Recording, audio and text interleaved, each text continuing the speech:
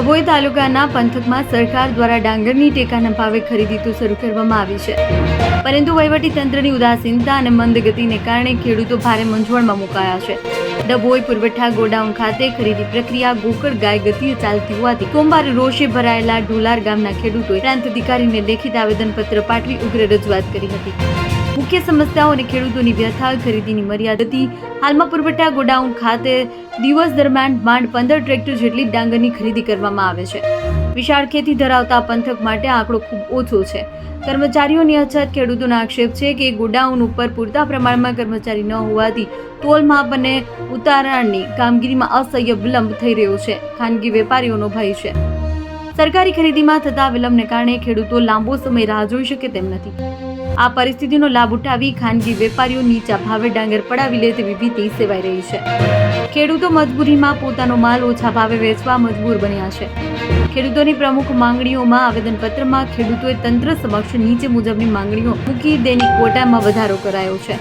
દિવસ દરમિયાન ખરીદીમાં આવતા 15 ટ્રેક્ટરોની જે સંખ્યા 15 છે વધારીને બમણી કરવામાં આવે। સ્ટાફની નિમણૂક કામગીરી ઝડપી બનાવવા માટે ગોડાઉન ખાતે તાત્કાલિક વધારાના કર્મચારી મંજૂરોની ફાળવણી કરવામાં આવે। સાથે જ ખેડૂતોને દિવસો સુધી લાઇનમાં ઊભા ન રહેવું પડે તે માટે ટોકન પદ્ધતિ અને સ્લોટ મેનેજમેન્ટ વધુ સુદૃઢ બનાવવામાં આવે। ડભોઈ પંથકમાં ડાંગર એ મુખ્ય પાક છે। જો સરકાર સમયસર ઝડપથી ખરીદી નહીં કરે તો ખેડૂતોને આર્થિક ફટકો પડશે।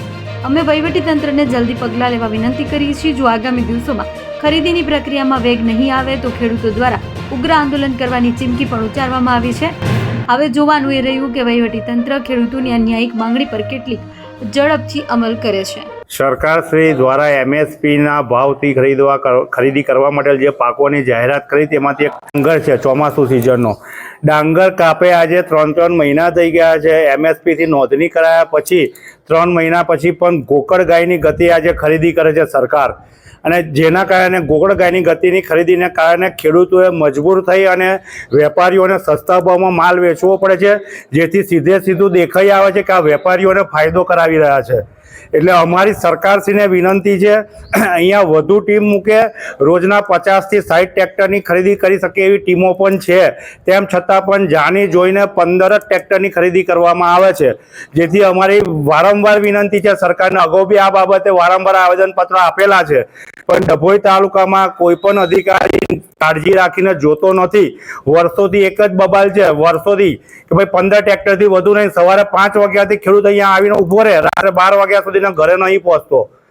તો સરકારને વિનંતી છે કે જો તમારે એમએસપીથી જાહેરાત કરી છે ખરીદી કરવી જ છે તો એને ઉતાવળથી કરો। ખેડૂતે માલ હાચવીને 3 મહિના સુધી ખેતરમાં ના પડી રહેવો જોઈએ।